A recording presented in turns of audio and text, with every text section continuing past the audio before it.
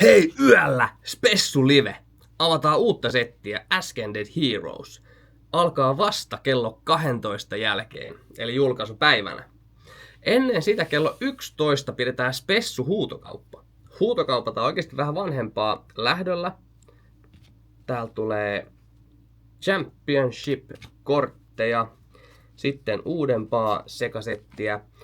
Shining Celebi tulee aivan mielenvikainen Reshiram Charizard-kortti, tag-tiimi, Charru RC. Sitten on Leafeoni, Gengari. Sitten tulee tällainen Championship. Tätä ei ole 100 koko Card Marketista löyä. Meillä tulee olemaan 60 € lähtö tälle kortille ja tää on oikeasti siistissä kunnossa. Good plussa. Kyllä tällainen näin vanhaksi. Täällä on kans Championship-korttia 2005 vuoden.